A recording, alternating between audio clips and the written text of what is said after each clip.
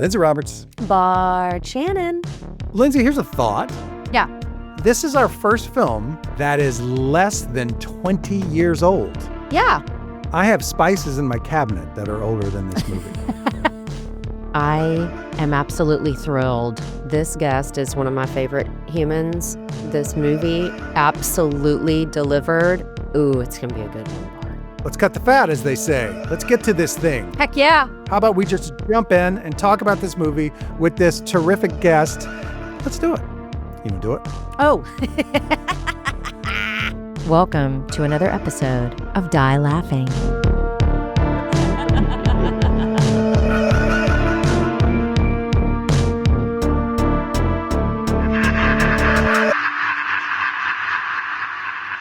All righty. Lindsey, you ready? Oh my gosh, I'm so ready. This is so exciting. Hey, why don't you tell the people, the pretty people out there, what movie that we're going to be watching and discussing today? Why don't you tell the people that? I tell the people, I get the honor of it.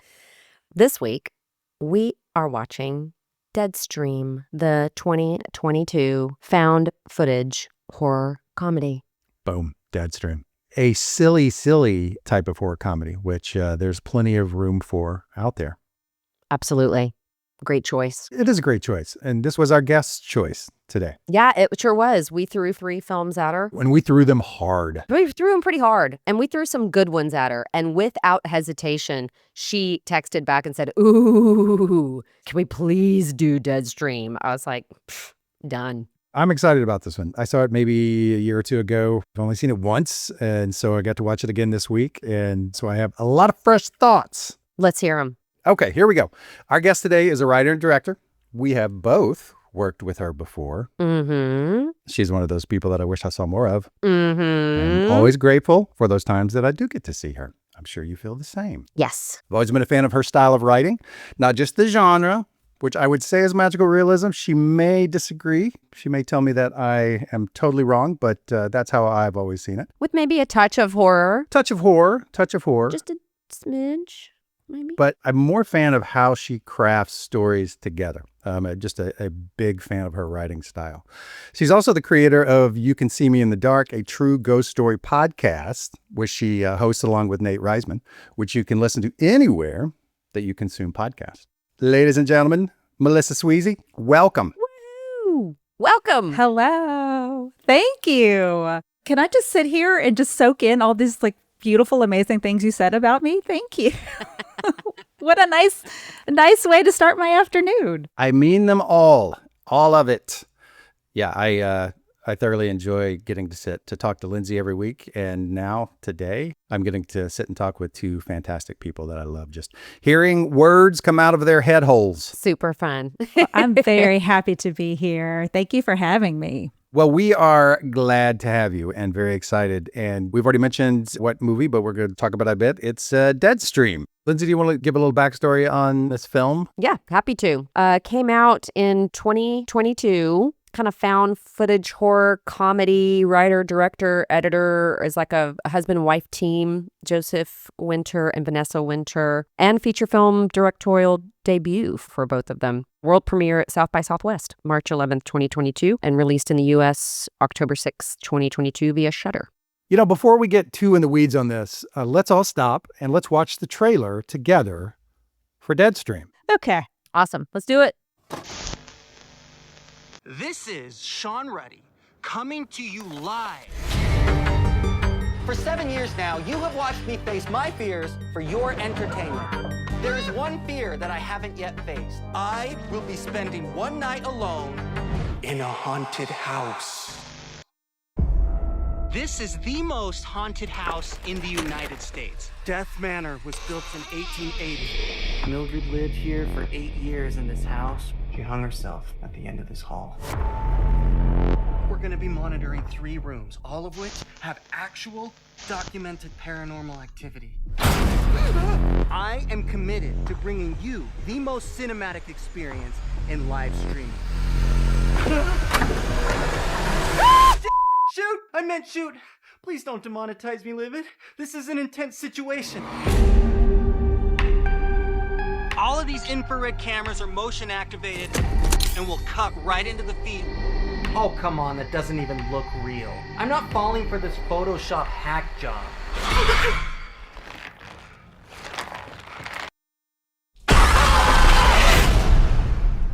Is anyone else creeped out by this?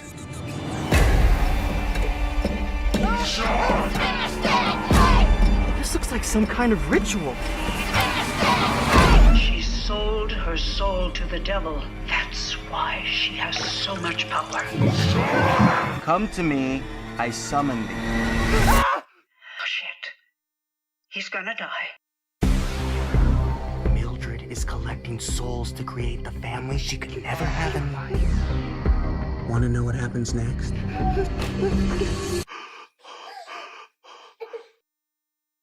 I don't want to be remembered as a douchebag.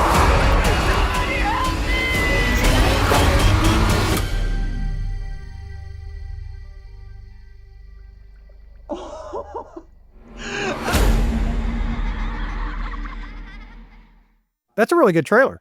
It really is. I mean, it sets everything up kind of perfectly. You know exactly what you're getting into with this one. Yeah, agreed. Yep. Edited very well. Like you said, you know exactly what you have in store. Yeah. Had you ever seen Deadstream before, Melissa? Yes. I think Deadstream might be the reason I got a subscription to Shudder, Ah. just because I was that stoked to see it. I didn't know anything about it, and I do have Shudder, and didn't know anything about it, and just started it one night last Halloween, or maybe it was 2023 Halloween. Yeah.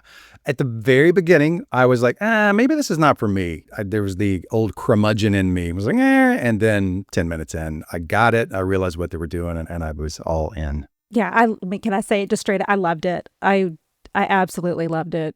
Lindsay, have you seen it before? I had never seen it before, and I had never even heard of it. So Bart will send me a message, and he'll be like, these I think would be really great for Melissa. So I was like, okay, perfect. And I just sent them over to you. Like, I'm just like, hey, which one of these films do you want to watch? And you were like, Deadstream. And I was like, brilliant. Okay, everybody, what is Deadstream? I literally had never heard of it.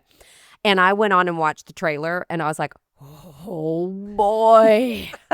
Oh boy. This is going to be a good one. I could tell, I mean, you can just tell by the trailer. I was like, that was terrifying. I cannot wait to watch this movie.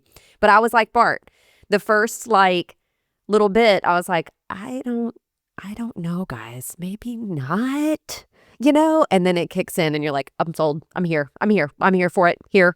So yeah, loved it. I think he was so all in that after a few minutes, it's like, oh, okay. He is really committed to the bit and to this character. And then I started enjoying it. Well, can I ask you both real quick? Like, both of you said the same thing, that you didn't love the intro.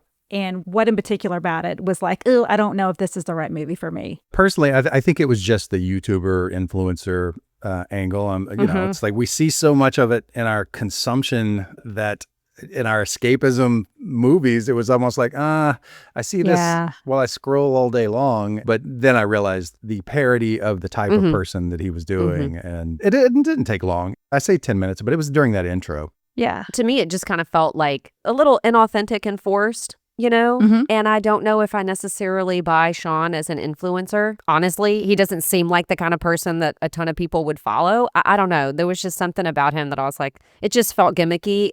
But then, when you realize the great conduit that it is for the film, I was like, oh, it's fine. I'm fine with it now.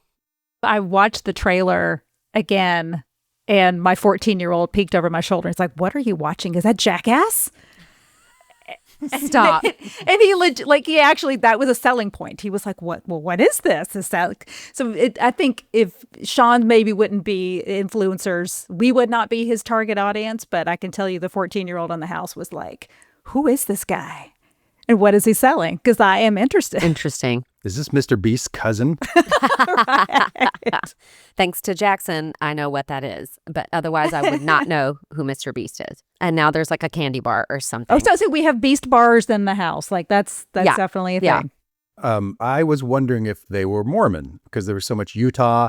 There's so much cognizance about cursing even though he does a few times. God was mentioned several times. Interesting. And so I thought, they've got to be Mormon, right? So I went looking for it, and I found their Reddit thread about the film, so where you could just ask them any questions and they respond. Oh, wow. Oh, that's fun. Yeah, it was. It was from a couple of years ago. I don't think there's been interchanges in a while, but yeah, they were pretty engaged in answering questions. And I believe Joseph had said, he described it when they were originally pitching it as Blair Witch Project meets Evil Dead 2. Yeah, that Okay. makes sense. And they said they got a lot of inspiration from House and House 2 and also from the movie REC, the found footage aspect of it.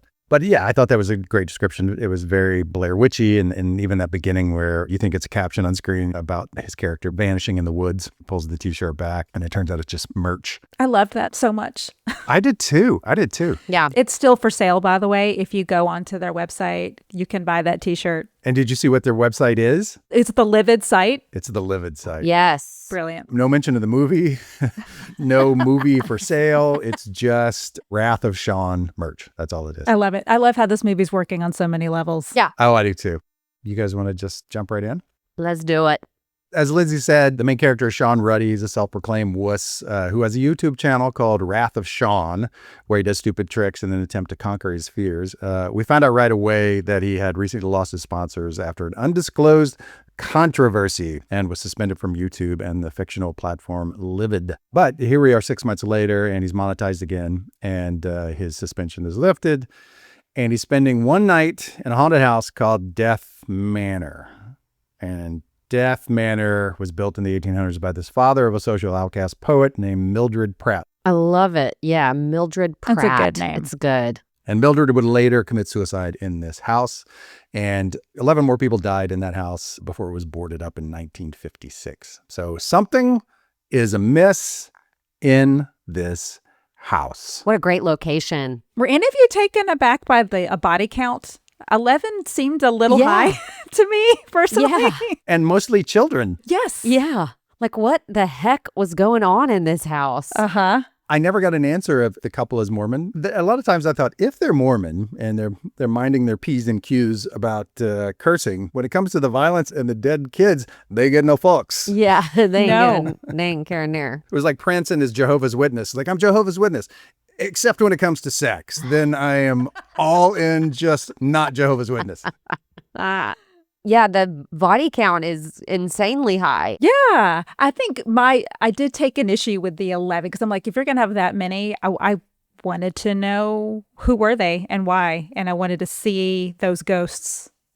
And I feel like we saw like maybe 3 or 4 of them, but we didn't get to see all 11. I think we got 5 or 6, and we can talk about that later, but definitely a budgetary restraint. Yes. Yeah, so then why not just go with 5 or 6, Like right? 5. Yeah. Yeah, because then it could be like a family situation, like a murder-suicide. And I mean, 11 is just an exorbitant amount. It is. So Sean's outside. He's armed with a plethora of GoPro cameras and a live stream. And so he locks himself in the house so that way he will not check it out and leave. He locks the door with a padlock, throws the lock down into a vent in the floor. And once inside, I thought this was a cool aspect of it, that, he would share those videos of previous encounters in the house. That way we could see the other paranormal activity that had happened. So he shares that encounter with a ghost called Corner Man, where he says the pond is still. I thought that was a nice way to relay that information of all the shit that's happened in the house before. And they do it multiple times throughout the film. Mm-hmm. Can we take a second just to dig into that? Because I think that's what I really, truly loved about this movie, was that not only was he playing a character as an influencer, he was going to use those tricks of, I'm going to use the commentary from my viewers. I'm going to use other footage. I'm going to use as many types of video and media as I can. And I was so impressed with how clever this movie was. Did you guys do what I did? So like I said, I saw it a year or two ago. And then when I watched it this week, I got obsessed with reading all of the comments on the right. Yes. Somebody took the time to write them, and they were pretty fun. From where I sat in my living room, I couldn't see them. I was like, I don't have any idea what those. I was relying on Sean really? repeating them. I mean, chalk it up to me being completely old and my eyes not really working. But I mean, in my living room, sitting across from my TV watching it, I was not going to pause it so I could read every single comment. I was like, I can't read any of those. And I'm thinking maybe you could read them in a big theater. Obviously, you can Sure. see them then. To me, I don't know if that doesn't really translate, I don't know, as well to just a viewing at your house, right? Because it is small. Like, I really could not read any of them. Oh, that's so interesting. Because to me, that's what made this movie work for me on another level. Like, okay, so we have so much ADHD in this house that closed captioning is always on our TV. So we're always reading. We're reading everything. So I think we're used to always having words on the screen. But there was a level of tension that ratcheted up for me because I'm watching what Sean's doing, and then you're seeing audience commentary. 4 out of 5 comments is just dragging Sean, saying something awful, and then be like, oh my God, Sean, what is that behind you? Yeah. You're so right. It's like a news crawl, right? So you're watching the news and you're hearing the story, but then what's going on down there and what's happening in, this part of the world and this part of the country and what happened to Brad Pitt? I mean, just like watching the crawl and trying to keep up with the story. Totally. But it's so smart to me because it got me like, we watch movies and we like look at our phones. We're distracted. I was riveted. I was glued to the screen because I am reading captions. I'm watching what's happening. It worked on so many levels to make it scary, to make it interesting, and then just keep my attention. Yeah, and I figured there would be a lot that weren't just throwaways. A lot of them were like, this dumb. This is dumb. That's hilarious. This fake AF. I saw that moment. Now I've got to go back and watch the movie and just sit like really close to my TV. I'm so blind. Like Wrath of Yawn. I think that was one of my favorites. Y'all, okay, now I got to go back and rewatch it. As he gets into the house and he starts exploring, we find out pretty quick that Mildred, who the house had been built for, she had fallen in love with this man who she corresponded with for 2 years. But just before she was to leave the house and be with him, he died. And she hung herself the very next day.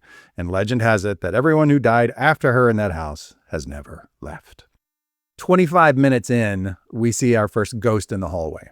So he's live streaming and he has cameras set up all over the house and they're sensor triggered. And one of his viewers tells him that there's a ghost in the hallway. And he doesn't believe it and he thinks it's Photoshop. And then he pulls back the footage and sees that there is a ghost walking through the hallway right outside the door.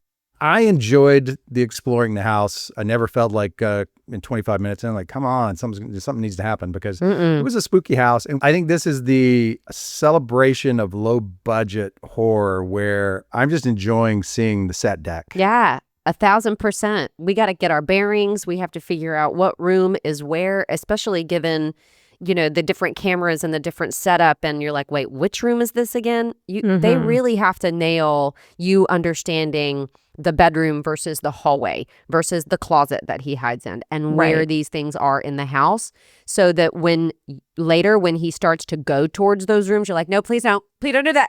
Please don't go in there. You know what I mean? But you have to know the house and you have to know the location. So I totally agree, Bart. That setup was really important. And I never was like I was always like looking in the corners.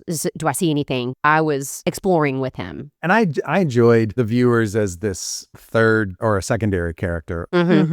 So they were always there, always commenting, always making suggestions, another set of eyes when he was doing something else. Again, just well thought out, a great device to have someone for him to talk to without there actually being someone there until 3 minutes later when Chrissy shows up. Chrissy. Oh, Chrissy. Chrissy shows up just 3 minutes after we see our first ghost. Chrissy appears as a diehard Sean fan who's tracked him into the house and wants to join in on the fun. That's Chrissy. Chrissy right off the bat is way perky for a haunted house. Way perky. She's like, great. This is great. She has, zero qualms about being in that house. She is never, ever scared. She is cool with it all. She is a super Sean fan. And so she figures out where he is, right? And she's less concerned about the scariness of the house, which sort of shows you, I think, the importance of this influencer community, right? Because she doesn't care about the haunted nature of the house and what the hell is going on there. She's like, I found Sean. I am in the same room with Sean. She's so excited about that, much more excited. So it's like, it just kind of shows you the power that these people have. I love how Sean plays it because he's, 1, terrified that a stalker has shown up, and then 2, just thrilled to have another human being in the house. And so I love that level of like, I'm scared, but I'm maybe more scared of the ghost. So I'm willing to take a stalker. Right. Yeah. Yeah. Exactly. Willing to play my odds here. Exactly. She may have shown up with a knife, but that may be better. Right. Right. And from a casting standpoint, she's adorable. Oh, adorable. Oh, so cute. Her hair, the little buns on the top. And she's so like perky and cute in her little cute little outfit. I was like, oh, I'm here for Chrissy. I honestly was wondering like what her audition process was like, just knowing the multiple roles she was going to have to play. And yeah, she works as Stalker Chrissy is adorable for sure. Well, obviously she was game because the couple also directed a segment in that VHS 99, and she's in that as well. Yeah, she's in that too. Okay. Melanie Stone is her name. So she's their muse. That are like, Melanie will do anything that we ask of her. Yeah. Let's rope her in again. They didn't put Melanie in that bathtub. That's all I'm going to say. We can talk about that scene later. Yes, Yeah. we can. Okay. But back to the viewers on the side, when Chrissy shows up, it's like, Chrissy hot. Look at those lips. Chrissy stays. Chrissy stays. Yeah, he does a poll, so he does his poll, right? Yeah, he does a poll, and they're overwhelmingly, they say Chrissy needs to stay. So Chrissy stays. And then Chrissy immediately starts leading him in directions. So she helps Sean find a secret set of stairs hidden in a wall, and which they go down into. And in that basement room, they find a chest that contains a lockbox, a book of Mildred's poems, and a locket that Chrissy immediately puts on without discussion, without thought. Yeah. It just puts it around her neck. Mm. So again, Chrissy's so comfortable. That's a woman who's just very relaxed in her own skin. And she also does not listen to Melissa's podcast, because anybody who does listen to You Can See Me in the Dark would know, don't put the necklace on. Definitely don't put the necklace on. Unless you have intent. Or you don't mind being possessed. Right. So I think it's the second time in the movie so far they spin the stupid things to do wheel. That's so good. Another clever device just to force him to do more dangerous things. And it lands dead center between Spirit Board and EVP. And EVP is talked about earlier. What is it? Electronic voice Phenomenon. God, I should know. Yeah. Yeah. So they pull out the Ouija board and start playing the recordings of this phenomenon. So that way there's two things going at once. And did you notice, and I'm sure you did, the very top of the Ouija board, Klaatu Verata Nikto. Yep. I did see that. Yep. Yeah, so Klaatu Verata Nikto, as any horror fan knows, Sam Raimi's Army of Darkness, Bruce Campbell, Klaatu Verata.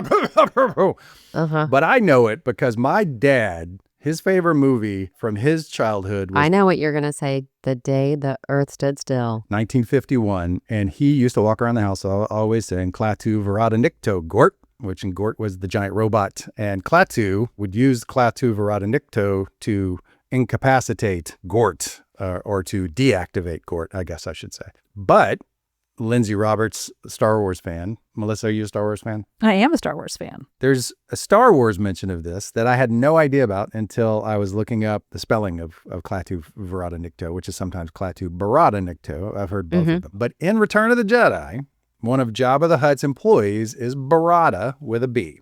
A member of the Klaatuinian species, both the character and the species being referenced to that phrase. In the Star Wars universe, there's also a species called Nikto. Another of Jabba the Hutt's employees is a character named Klaatu, himself a member of the Nikto species. How about that? Fucking rad, I think that is. I did not know that. I didn't either. Yeah, that's definitely a phrase that if you're like a horror film or a film junkie, we probably have that tattooed on you somewhere. It will always provides fond memories of my dad, too, because he would say it for no goddamn reason whatsoever. Just like I say stupid shit that I've stored into my brain for decades. Oh, thanks to my dad, I speak a little Klingon. You're welcome. Okay. Oh, same. It was my outgoing voicemail message in college was in Klingon. That's amazing. Not afraid to announce that. Anyway, Melissa, this has been fun, but we're going to have to let you go now. No. That's amazing. All righty. Where were we there? So they pulled out the Ouija board and we're listening to the ghost sounds. And Chrissy is adamant that Sean read Mildred's poems out loud. She must just love the poems. While they sit at the Ouija board, he says no. And Chrissy says she knows a chant. Of course, who doesn't? But especially this perky little woman, Chrissy, knows a chant that always works. She said it always works and wants Sean to say it as an offering of peace to those not in peace. She knows her shit for some reason, and he repeats the incantation. Not smart. Not smart, Sean. So Sean follows Chrissy to the bathroom where she jump scares him. A lot of great jump scares in this. Oh. In fact, I think, to me, from a scary standpoint, it's mostly jump scares. Yeah.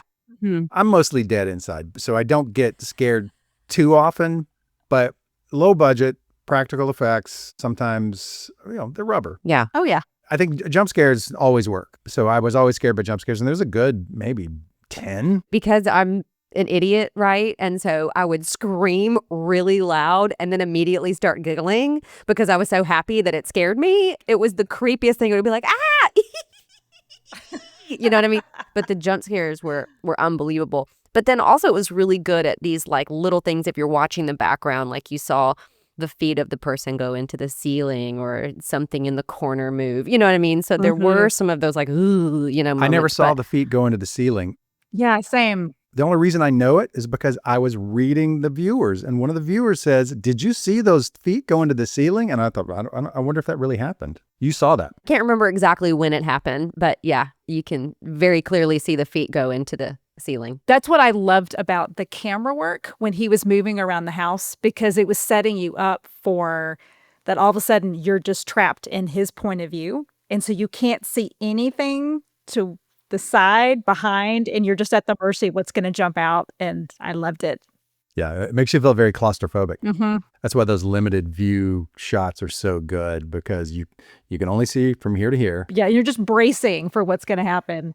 So she does the jump scare, and Sean gets pissed at her and tells her to leave. He says he's going to exorcise the ghost children, and Chrissy says, "I don't think that's a good idea." And then she bites his neck. She lurches at him and bites his neck.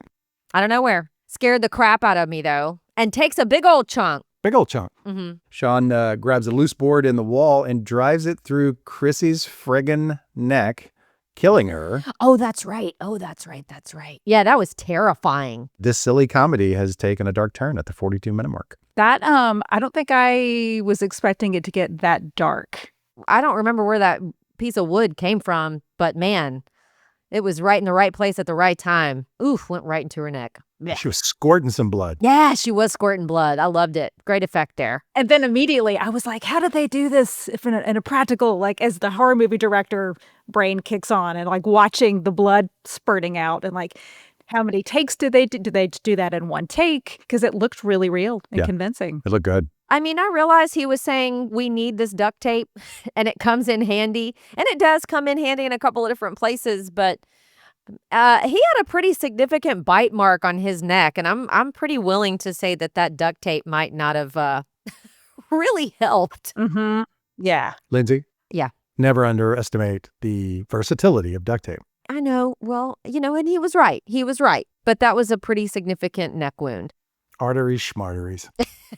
Exactly. It was only a flesh wound. Right.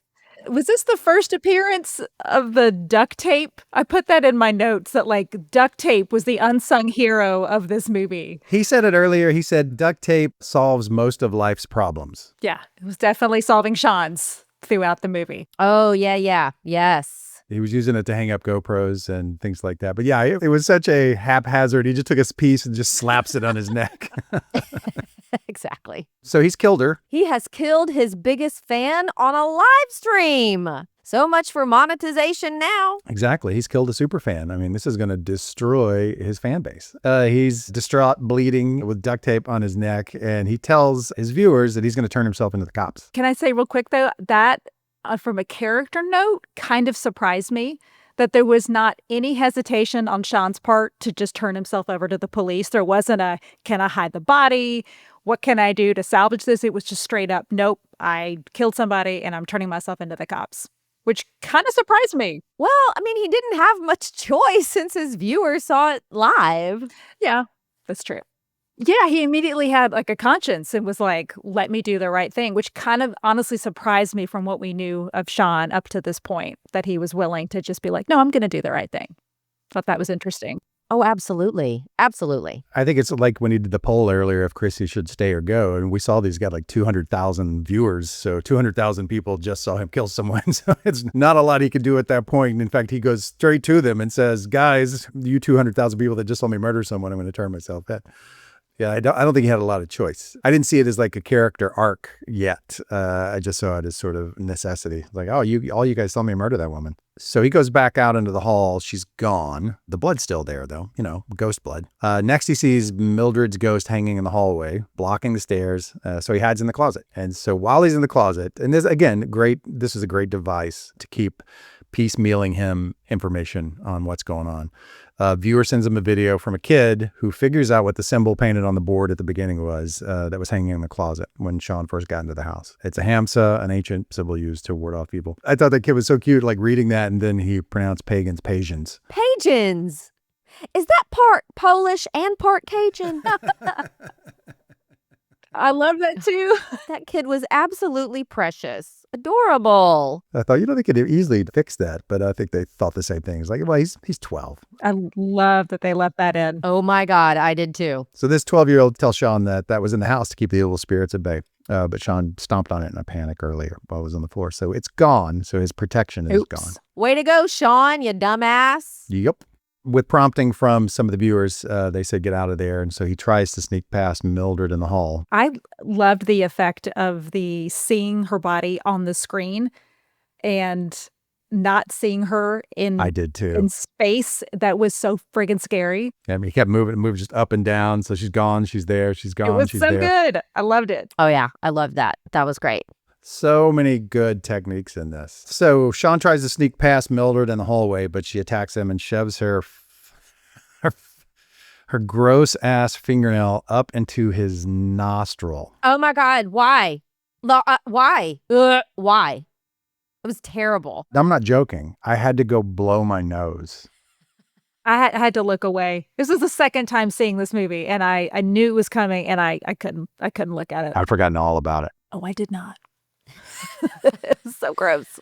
I definitely twitched my nose, right? You went, Up to the knuckle. Correct, up to the knuckle. And she had a long fingernail on the end of that thing too. So we're talking it went pretty far up there. Yeah. I'm just sitting there thinking, I don't understand. I don't understand why. Uh-huh. I felt a phantom pain in my nose for about an hour. As he gets away from her, he then reaches up into his nostril. He sees blood dripping, and he pulls the whole entire long fingernail out of his nasal cavity. Yeah, which was horrifying So gross. and wonderful. And yeah, that they went there. It was awful. Also, shout out to this indie budget team. We had 2 stunts. Fall down the stairs? 2 people, at least we see one person fall down the stairs, and then one is at least implied. And I'm like, is Chrissy also a stunt person? Because holy shit. She took a full tumble down the stairs. Yeah. And that was a one-shot tumble. And that was not a rubber practical effect. That was No, it was not. That was a human being. Mm-hmm. So he yanks that disgusting thing out of his nose, and he finds an old key, and he opens up Mildred's lockbox that he found earlier. And inside that lockbox is a photo of Mildred and her severed finger. Oh my gosh. Discuss. Yes. Coffee talk. Enough with severed fingers. So Sean gets chased by this figure under the bed sheets, and which I thought was a cool effect. He was walks into the cool. bedroom, sees like a lump under the bed. Yeah. And you hear the crying. Oh, yeah. So he goes back to the closet, hides in the closet, and where he gets yet another fan video. The viewer translates the incantation he said earlier to mean, I give thee my soul and forfeit my will. So he has given his soul to Satan. Oh my gosh. Sean. He sees this, and he's in the closet, and he looks down at his lap. He's got a bunch of old clothes from the closet laying around his lap. And we see Mildred's head at his crotch, and she takes a healthy bite of his crotch. So he bolts from the closet, runs to the house, and jumps straight out that second floor window, which was another pretty great. Was that the other one you were talking about, the other stunt? Yes. Yeah. Uh-huh. That's a long fall. That was so good. That was a terrifying fall. And I don't know if we planned this, but like I'm fascinated by that house because I'm assuming they just got kind of lucky with location scouting and choosing that house that happened to have creepy stairs that went into a basement and perfect set deck. Like We could have a whole other podcast episode just about that house because I was fascinated and jealous with that location. It would have been fascinating to be on this set just watching it happen. But I would have been scared as shit in that house. Still knowing it's a film set. Yep. Some of the set deck was great. Some of the set deck was theater. Yeah. Like the bathtub was very theater and Yes. dirtying that bathtub. It's like, this effect is not for close-up scrutiny. Yeah. I wonder what research they did because the house, that was the same house that the 1999 HBO film Made Men. It's the same house.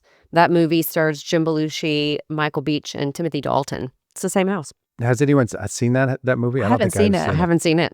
Was the house, I wonder, was it in good shape or was it part of the film being a shitty old house? Yeah, I don't know. It just says they filmed it at the same house. Unfortunately, there aren't computers yet, so we can't look it up and find out. So we're just going to let the mystery be. One of life's great unanswered questions. But then again, a lot of Jim Belushi movies are great unanswered questions. That's true. Correct. Yeah, I guess I could have looked that up. Sorry. Yeah, I derailed you. Yeah, so Sean jumps out of that second story window. Great stunt. Splats on the ground, possibly breaks a leg, has a huge gash in his leg. Thank God for duct tape. I was just going to say, thank God for duct tape. I liked being out of the house. There was a little brain fatigue after a while of being in that house with the same spotlight, and it was ginger. It was a palate cleanser to go outside. So when he's outside, he's trying to find the spark plugs that he had thrown into the woods earlier to keep himself from chickening out and driving away. So he's looking for the spark plugs, and a state trooper shows up. I guess that uniform's a state trooper, right? Or is that a sheriff? I think so. But immediately you notice the carpet doesn't match the drapes. The face on the sheriff is very haggard and grizzled, and he needs a good shave. There's something not quite right about the old sheriff there. Quickly, we realize that the sheriff is yet another one of those ghosts because his voice is all graveled and he starts coming at Sean and said he doesn't like when Sean hurts people. And then Sean kicks him in the gonads. He kicks him in his ghost balls.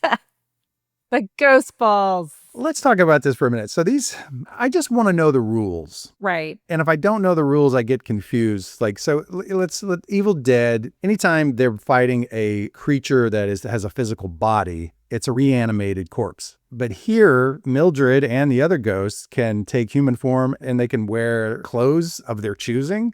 And Chrissy can know about the internet and things like that. And this ghost can have a full uniform. So I'm a little muddy on what the rules are here. I think they are too. I do think it's one of those things where this is the type of horror film because I think it's so successful that I will forgive story, I will forgive writing, I will forgive, the fact that he's bit in the neck and is using duct tape but still fine and falling and hurt his leg and still using duct tape, still a highly functioning person. There is so much I will forgive because I think this movie is a very good horror film. Yeah, I think that's totally fair. That I think what works in his favor with Sean being so over the top and so not a real person tonally, that it's so over the top that I think I'm willing to accept, okay, these ghosts aren't really going to play by rules either because he's kind of he's setting the tone from the beginning that we're going to be kind of loosey-goosey with the rules as well. But yeah, Bart, I'm like you. Like I'm very forgiving to a point. Like I want to know what the rules are and then let's stick to the rules. But with this one, I was kind of like, I'm too entertained. It doesn't matter. I don't think the first time I saw it bothered me as much. The second time it did. It's like, Chrissy's the cat's meow, as nobody says. But she's just a ghost. So Sean is back in his car, and another viewer sends him a video of an old lady who used to be a nanny in the house when she was a teenager. She was the one who put the Hamza in the upstairs closet to keep Mildred at bay. She tells Sean that Mildred sold her soul to the devil, and that's the reason she's so powerful. She also says all worthwhile occult rituals require a sacrifice of flesh, which we should all remember at all times. Yes. About everything. The ghost cop attacks the car, and this was like the one Evil Dead complete tribute that I kind of fanboyed out about. So Sean is looking for a weapon, and he is moving all the trash on the bottom of his car and utters the phrase "tater gun," which is an homage to Bruce Campbell saying chainsaw. I thought that was cool as shit, and I did not notice it the first time I saw this movie. I didn't. In fact, I didn't even hear the word tater gun, I guess, the first time. And I had to watching it. I was like, did he say tater gun? He said tater gun. He said tater gun. He did. It was Chekhov's tater gun. Because he totally set it up in the first act, and then it pays off in the third. So he loads up the tater gun with a Wrath of Sean bobblehead and kills the ghost zombie cop thingy, shoots him in the chest. And then in a very Shaun of the Dead shot, slides down the tater gun. Yes. The slide was amazing. The slide was so good. This is where I think maybe the last third of the movie, all of his lights should have went out and he would have had to use infrared. And so infrared would have been grainy. You wouldn't have seen how plasticky these things were. So I think infrared for that last third would have solved all that. And it would have been scary and not, oh, good for them. That's a well done theater prop. Yes. Yeah, you're right. I think that would have been a perfect solve because, it was just too bright. I mean, it would have helped, but it didn't really bother me the way that it was. And obviously, when he does slide down the tater gun, it's not even a real shirt anymore. It's a rubber shirt. The whole creature is made of rubber. Mm-hmm. So, a little infrared goes a long way, as they say, as nobody says. So Sean opens up Mildred's book of poetry and finds a poem about pond water and discovers she's making the other ghost memorize her poetry and realizes, now I thought this was fucking clever, realizes that she wants an audience just like he does. The great line, she's not creating a family, she's building a following. That's one of those lines. It's like the movie's enjoyable, it's adorable, it's funny, it's silly, fun. But when they said that line, it was like, this couple, when I say these guys, this couple, they're talented. It's like that. These are those types of lines that you remember. And his arc is happening too. So now he gets that he's just like her. Yeah. Except not maybe murdering people. I loved this arc for him. It was really fun to kind of see him switch from this sort of cowardly, constantly screaming all the time, completely scared, terrified person to, wow, I get this. I get this person. She's speaking my language and I can speak to this. I can do something about this. I mean, he had the switch was flipped, as they say. He decides he's going to use the unholy hand of power that he found in Mildred's book to get his soul back. And yet another very Evil Dead-ish line, let's demonetize this bitch. I literally stopped and wrote that down in my notebook, taking notes. I loved it. So Sean has a mission now. He breaks back into the house and puts the silver knife on a stick with a GoPro atop it and labels it spear cam, which I thought was pretty damn clever and comes in handy later. I really enjoyed the names of the cams. They made me laugh. I did too. Really pretty hard. Chrissy's cam and all the different names and the spear cam. I mean, I thought that was really funny. And the misspelling and changing the names. And in fact, if you want to go to his merch store, you can buy a t-shirt that says beef cam for the beef stick camera that he did in the car. Oh my God, that's great.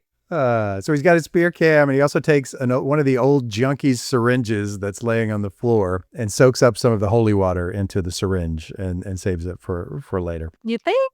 I do have a question.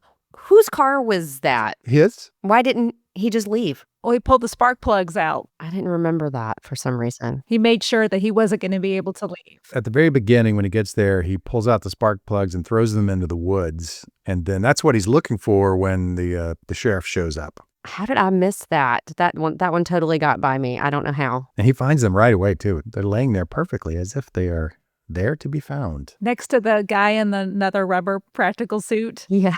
Yeah. Is that when we see the little guy out in the woods? Yeah. Very like basket case head and upper torso. Yeah. And I was like, oh, it needs to be darker. It's like you can almost see the zipper on the back of that suit. And rubber eyes. They didn't even bother to like put eyeballs there. It's just all painted rubber eyes that are part of the rubber head. So good. So he's looking for Mildred. He's walking down the hallway looking for Mildred, and he wanders into the kids' bedroom where I thought this was a pretty cool effect. And again, with a little less lighting, it would have looked even cooler. There's a demonic kid sitting on the bed, and the kid turns around and he's got this other creature hanging from his abdomen. Absolutely terrifying. Another moment where I just completely screamed. So Sean runs back into the hallway and he stabs at Mildred with the spear cam, and she takes it from him, and then the whole shot changes and now it becomes like a video game with the spear right in front of the camera lens, and she stabs Sean. Oh, because now it's bloody on the end. Right. Yeah. Just like it would be on a video game. His headlamp goes out, and so he's in total darkness, and we hear Mildred say, Sean, I want you to know something. And then immediately we cut to the lights back on, and Sean is sitting in that murky-ass bathtub, and his eyeballs are white. Yes, we are at the bathtub. Jesus Christ, that bathtub. Oh my gosh. That bathtub. Are there interviews on the internet? Because I need to know, what did they have in that tub that poor man had to have his face come into contact with? It was very oily and dirty and flat out gross. You know, the white contacts, you can see his irises. That was what they struggled with in Shaun of the Dead, and then had to spend some time in post going ahead and whiting them out even more because they were showing through. I mean, it still worked. It was disgusting. Either way. Yeah, I'm not trying to shit on it. Again, it's just like when light is so bright, you see the flaws, especially in HD. I'm going to be honest. I thought that aspect made it creepier looking. Really? That there was like a previous human behind those eyes. Like they had a life. When he came up out of that bathtub, I about lost my ever-loving mind. I almost had to change my shorts, but we didn't get quite there. But oh my God, that was just terrifying when he showed up in that tub. Well, Sean's in the tub, just sitting in the murky waters of the tub under the trance of Mildred.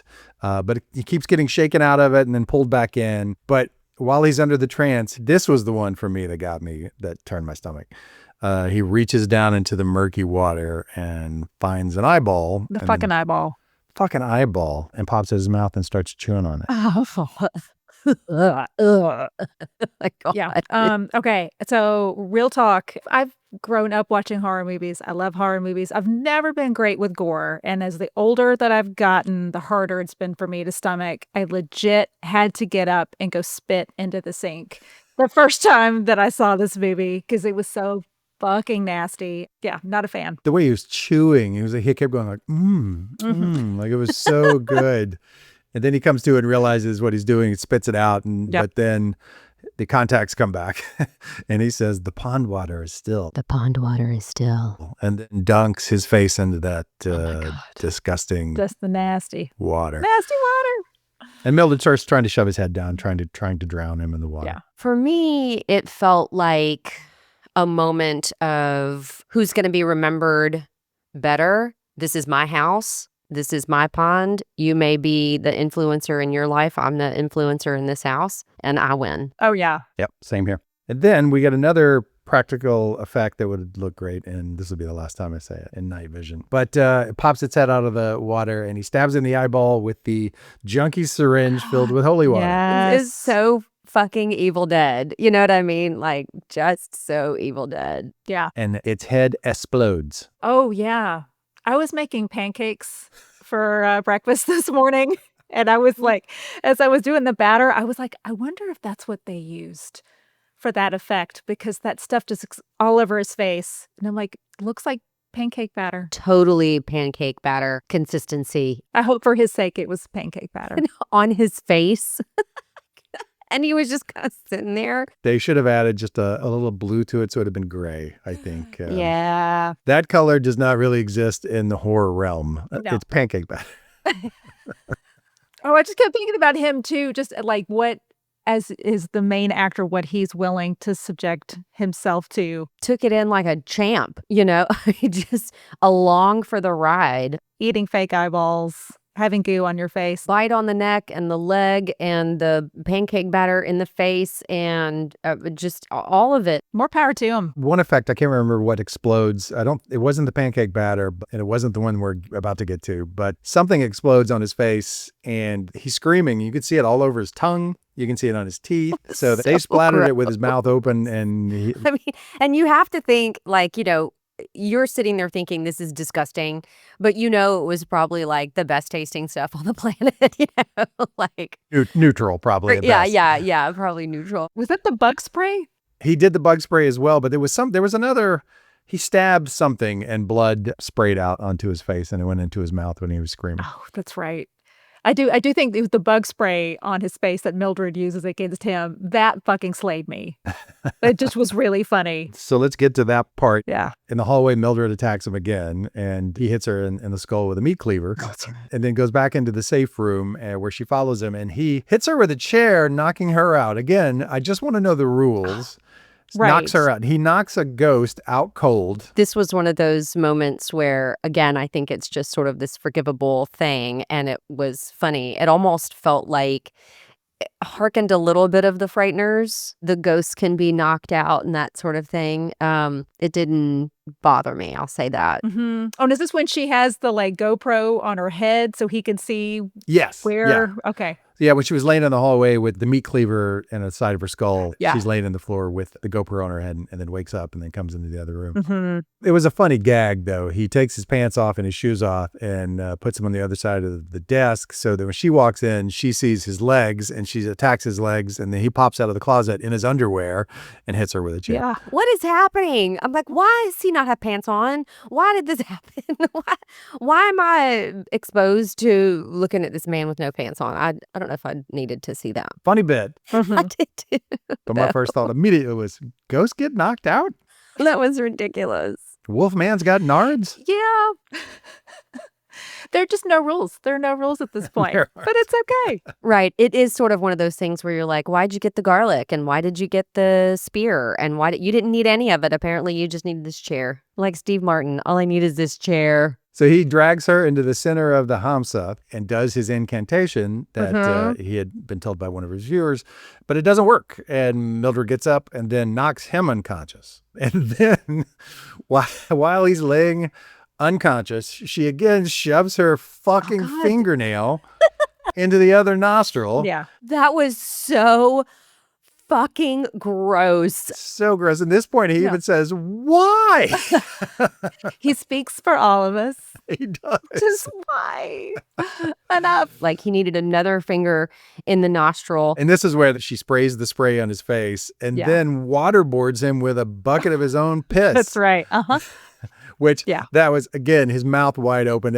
I think they probably had fun with that one because he's like gargling his own piss. He's screaming with it. It was like that moment, Melissa, where you were like, I couldn't watch the fingernail go in.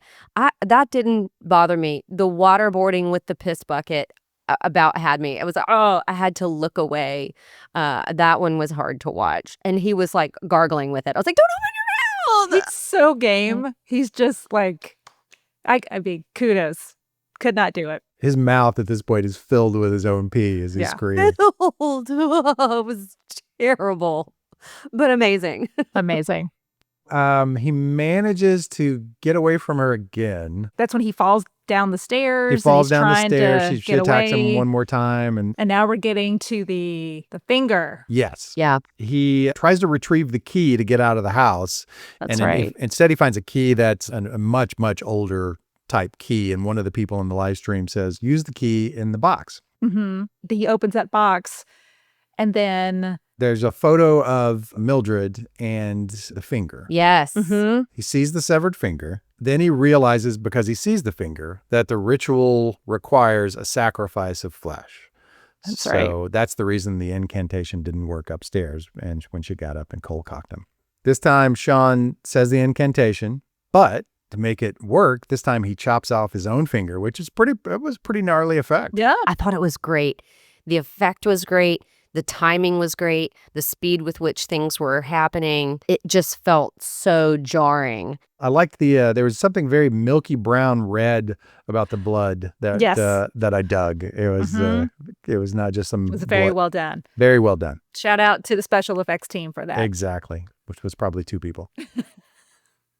It was probably Sean. It was probably Sean. Yeah, we haven't talked about this either, but he made the music. Oh my God. Anytime he plays like his mix, that's music Yes. that he has made. Oh, so clever. I loved his mix with the little cassette player. Loved it. We did not talk about that. That was one of my favorite parts of the entire movie, that he had his own soundtrack.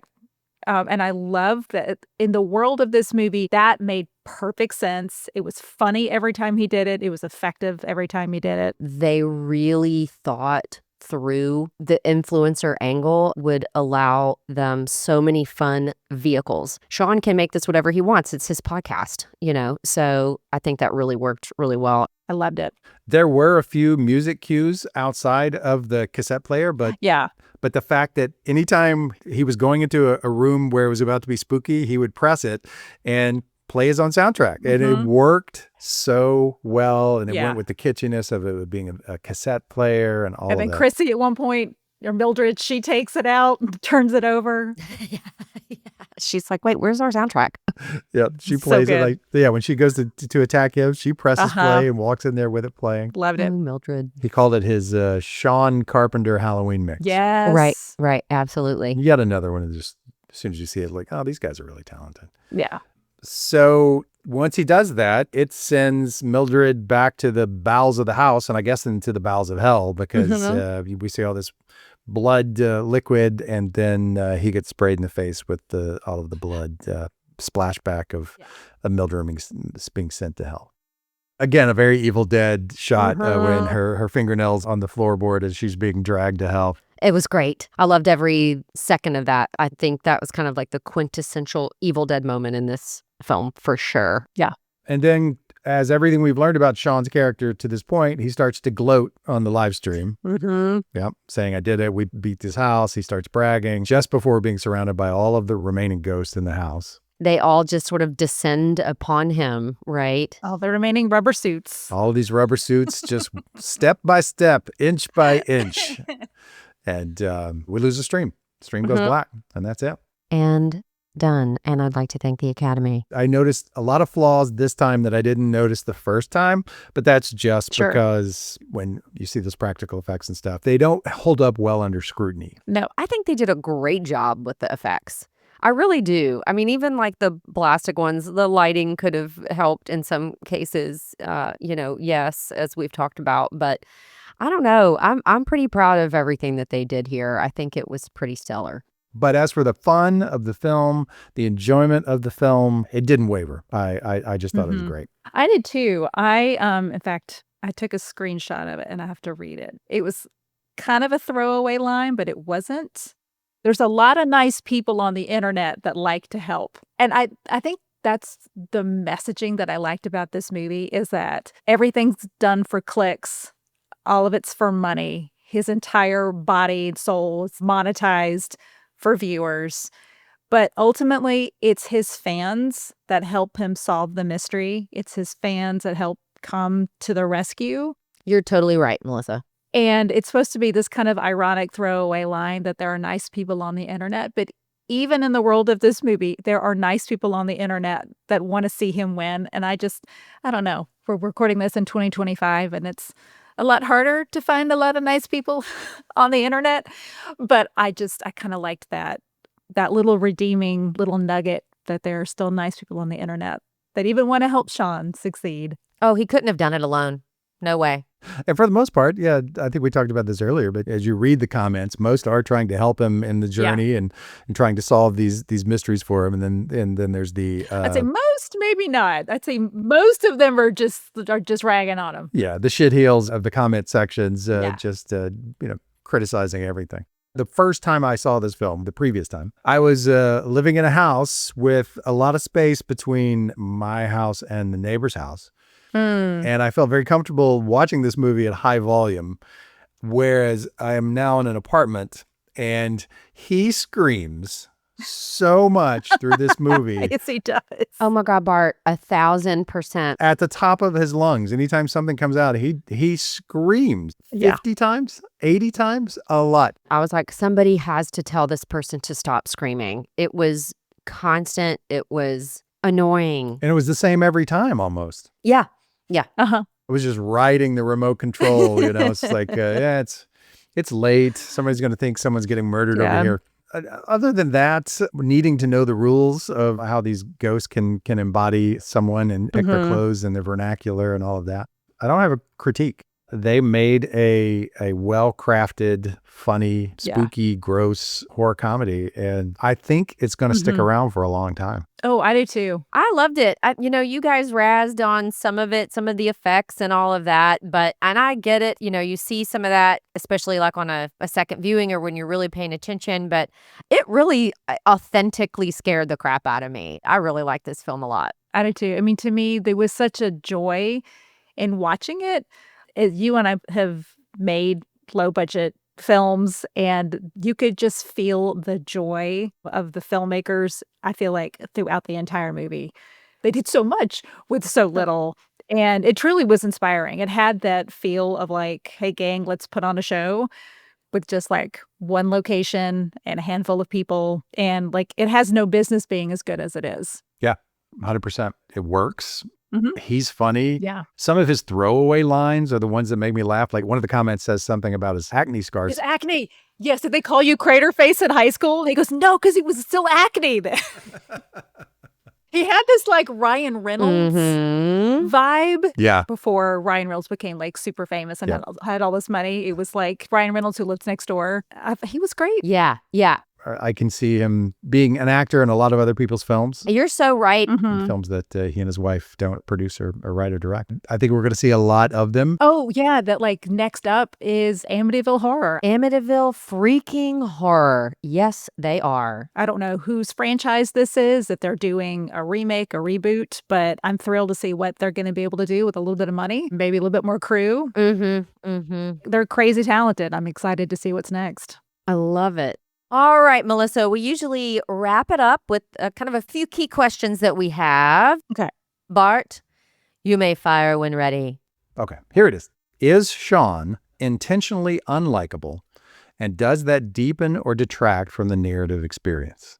I would say yes, he is intentionally unlikable because it does create an opportunity for him to have an arc. Being an influencer, I don't think there's a way to have a nice, sympathetic influencer. You're just naturally going to hate them from the onset, and he leans into that, and I love it. And I think it also then helps with the ending. He does seem genuinely sympathetic and apologetic, and then he gets his comeuppance at the end. I would say Sean is clearly designed to be obnoxious, and I think that choice is pretty divisive. I mean, on the one hand, he kind of has these childish antics that kind of makes his suffering funnier, almost like hate watching. But on the other hand, making him really unlikable, you're at the risk of alienating the audience. So I think you've got to find the good balance. But his shift at the end is what made it work for me. That was one of the reasons it was off-putting to me for a few minutes. It was because we know these people, so many like that are so unlikable, and they do have so much success that you're like, why do these people have so many followers? And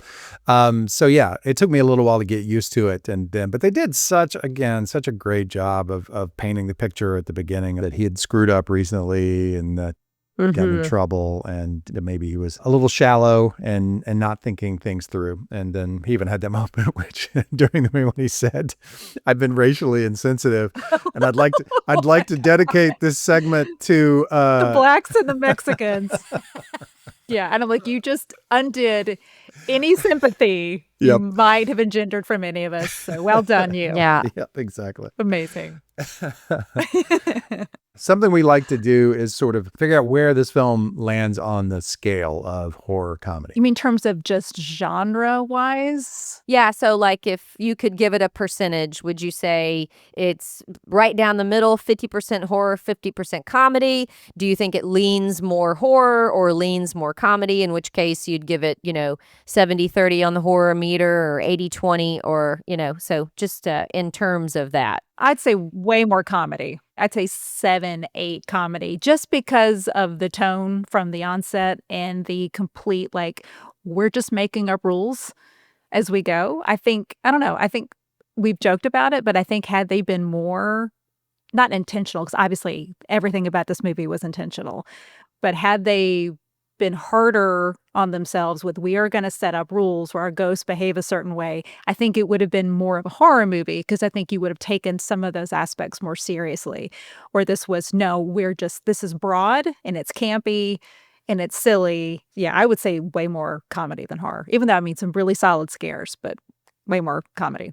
Yep, I totally agree. I'd call this a like a 9 on the comedy scale with 10 or less percent horror. But the jump scares are great, and but I think we'd already established that tone, and the tone was very well done from the beginning. That it was going to be a silly, fun film. So even like when he kills Chrissy, it's dark, but it doesn't take us fully out because he's still this frantic, freaking out about everything main character. It'd be a comedy horror. Yes, not a horror comedy.